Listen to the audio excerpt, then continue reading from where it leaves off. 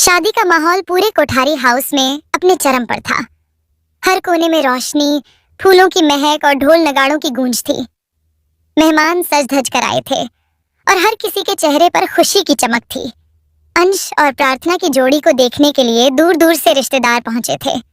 अनुपमा भी अपने पूरे स्नेह से अपना जिया हॉल माँ शामिल थी। राही, ख्याति, मोटेबा सभी की आंखों में बस एक ही सपना था कि यह शादी बिना किसी रुकावट के पूरी हो जाए। लेकिन जैसे ही लोग नाच गाने में मस्त थे, एक काली परछाई इस रोशनी में धीरे धीरे घुस रही थी और किसी को अंदाजा भी नहीं था कि आने वाला तूफान इस खुशी को मातम में बदल देगा। गौतम, जो पहले से ही प्रार्थना के लिए एक पागलपन भरा जुनून रखता था, उस रात अपने इरादे को अंजाम देने आया था। उसने चेहरे पर मास्क लगाया, कपड़े ऐसे पहने कि कोई पहचान न पाए, और भीड़ में ऐसे घुल मिल गया जैसे कोई सामान्य मेहमान हो। उसकी आंखों में एक खतरनाक चमक थी और हाथ में हल्की सी कंपी, लेकिन वह डर से नहीं बल्कि गुस्से और सनक से भरी थी। मौका देखते ही उसने प्रार्थना को अकेला पा लिया। वह पीछे से आया, उसके मुंह पर कपड़ा रखकर उसे खींचते हुए समारोह से बाहर ले गया। प्रार्थना ने छूटने की कोशिश की, लेकिन उसकी पकड़ लोहे की तरह मजबूत थी। वह उसे कार में डालता है और तेजी से सुनसान इलाके की ओर निकल जाता है। रास्ते में उसकी आवाज बर्फ जैसी ठंडी और दिल को दहला देने वाली थी। अगर तुमने अंश से शादी की तो मैं सिर्फ तुम्हें नहीं बल्कि अंश को भी खत्म कर दूंगा और तुम्हारे होने वाले बच्चे को भी नहीं छोड़ूंगा। अगर तुम मेरी नहीं हो सकती तो किसी की भी नहीं होगी। प्रार्थना के शरीर में सिहरन दौड़ गई। वह रोई, चिल्लाई, लेकिन वहां सुनने वाला कोई नहीं था। उधर संगीत फंक्शन में जैसे ही लोगों ने देखा कि प्रार्थना गायब है, हड़कंप मच गया। अंश के चेहरे का रंग उड़ गया। वह सीधे अनुपमा के पास पहुंचा, जिसकी आंखों में चिंता की लकीरें गहरी हो चुकी थीं। अनुपमा ने बिना वक्त गवाए राही को साथ लिया और अंश के साथ बाहर निकल पड़ी। उन्होंने सबसे पहले सारे कोनों की तलाश की, फिर सीसीटीवी फुटेज चेक करवाए। एक फुटेज में गौतम का मास्क पहना चेहरा नजर आया। मास्क के बावजूद अनुपमा ने उसे पहचान लिया।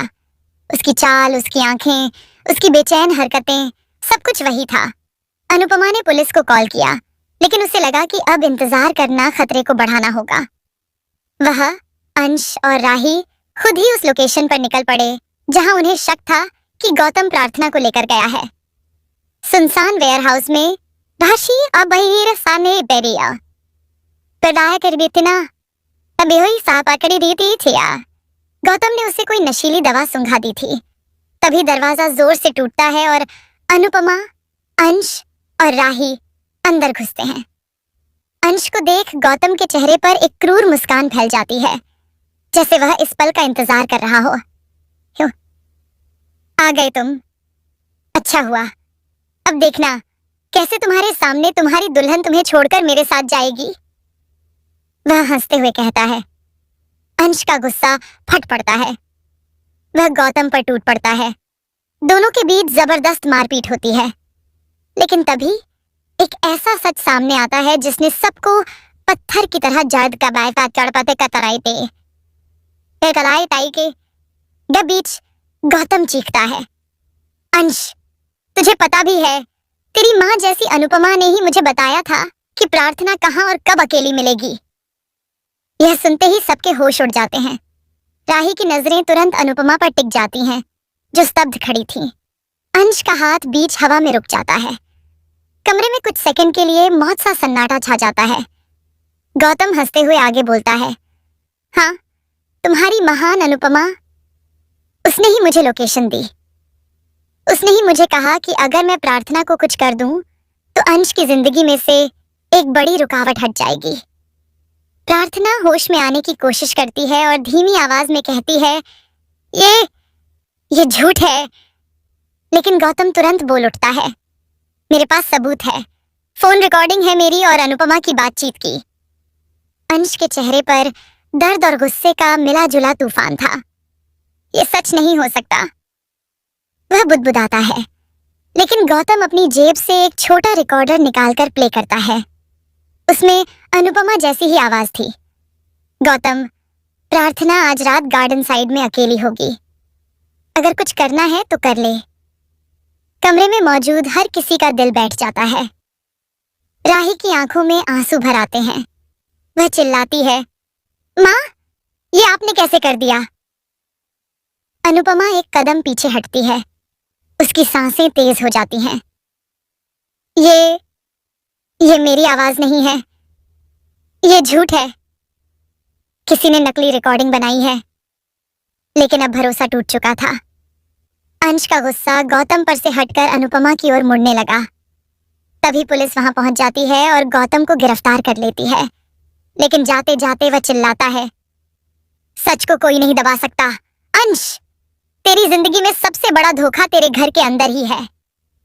अस्पताल में वैसे उतरे प्रार्थना का इलाज होता है, लेकिन रिश्तों का जहर सबके दिल में उतर चुका था। राही अपनी माँ के पास बैठती है, लेकिन अब उसकी आंखों में वैसी मोहब्बत नहीं थी। आप कहती थीं कि बेटियों से माँ कभी नाराज नहीं होती, लेकिन माँ अगर बेटी से धोखा करे तो बेटी कैसे भूल सकती है? अनुपमा की आंखों से आंसू गिरते हैं, लेकिन उसकी नजरों में एक अजीब सा दर्द था, जैसे वह खुद भी इस जाल में फंस गई हो। वह बस इतना कह पाई, सच सामने आएगा राही, और जब आएगा तब तुम्हें पता चलेगा कि तुम्हारी माँ आज भी वही है जो कल थी। परिवार में अब शादी की बात भी तलवार की धार पर चल रही थी। अंश और प्रार्थना की आंखों में सवाल थे। क्या वे अब भी इस रिश्ते को बचा पाएंगे, या यह तूफान सब कुछ बहा ले जाएगा? और सबसे बड़ा सवाल, क्या अनुपमा सच में दोषी है, या यह किसी और की बनाई साजिश है जो उसके सबसे